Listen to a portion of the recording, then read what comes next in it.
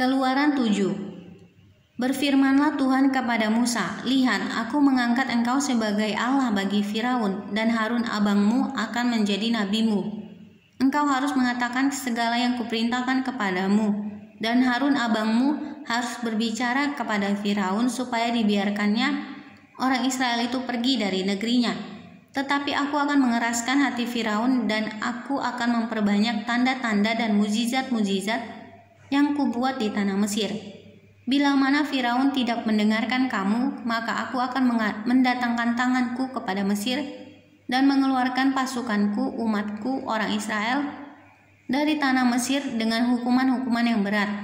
Dan orang Mesir itu akan mengetahui bahwa akulah Tuhan, apabila aku mengacungkan tanganku terhadap Mesir dan membawa orang Israel keluar dari tengah-tengah mereka."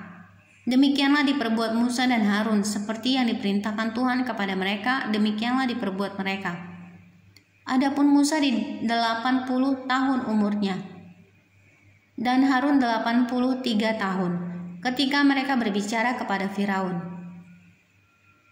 Dan Tuhan berfirman kepada Musa dan Harun, "Apabila Firaun berkata kepada kamu, tunjukkanlah suatu mukjizat, maka haruslah kau katakan kepada Harun, ambillah tongkatmu dan lemparkanlah itu di depan Firaun, maka tongkat itu akan menjadi ular."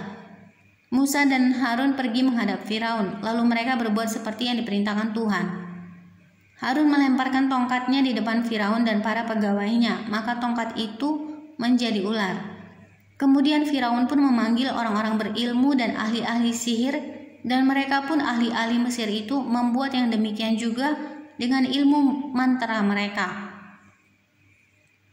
Masing-masing mereka melemparkan tongkatnya, dan tongkat-tongkat itu menjadi ular, tetapi tongkat Harun menelan tongkat-tongkat mereka. Tetapi hati Firaun berkeras sehingga tidak mau mendengarkan mereka keduanya, seperti yang telah difirmankan Tuhan. Tulah pertama, air menjadi darah. Berfirmanlah Tuhan kepada Musa, "Firaun berkeras hati, ia menolak membiarkan bangsa itu pergi. Pergilah kepada Firaun pada waktu pagi, pada waktu biasanya ia keluar ke sungai. Nantikanlah dia di tepi sungai Nil dengan memegang di tanganmu tongkat yang tadinya berubah menjadi ular. Dan katakanlah kepadanya, Tuhan Allah orang Ibrani telah mengutus aku kepadamu untuk mengatakan, biarkanlah umatku pergi, supaya mereka beribadah kepadaku di padang gurun. Meskipun begitu sampai sekarang engkau tidak mau mendengarkan. Sebab itu beginilah firman Tuhan, dari hal yang berikut akan kau ketahui bahwa akulah Tuhan. Lihat, dengan tongkat yang di tanganku ini akan kupukul air yang di sungai Nil, dan air itu akan berubah menjadi darah. Dan ikan yang dalam sungai Nil akan mati sehingga sungai Nil akan berbau busuk. Maka orang Mesir akan segan meminum air dari sungai Nil ini.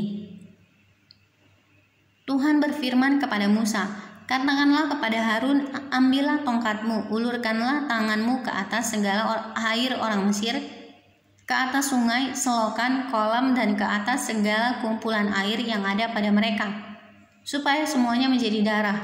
Dan akan ada darah di seluruh tanah Mesir, bahkan dalam wadah kayu dan wadah batu." Demikianlah Musa dan Harun berbuat seperti yang difirmankan Tuhan. Diangkatnya tongkat itu dan dipukulkannya kepada air yang di sungai Nil, di depan mata Firaun dan pegawai-pegawainya, maka seluruh air yang di sungai Nil berubah menjadi darah. Matilah ikan di sungai Nil, sehingga sungai Nil itu berbau busuk, dan orang Mesir tidak dapat meminum air dari sungai Nil, dan di seluruh tanah Mesir ada darah. Tetapi para ahli Mesir membuat yang demikian juga dengan ilmu-ilmu mantra mereka, sehingga hati Firaun berkeras, dan ia tidak mau mendengarkan mereka keduanya, seperti yang telah difirmankan Tuhan. Firaun berpaling lalu masuk ke istananya dan tidak mau memperhatikan hal itu juga.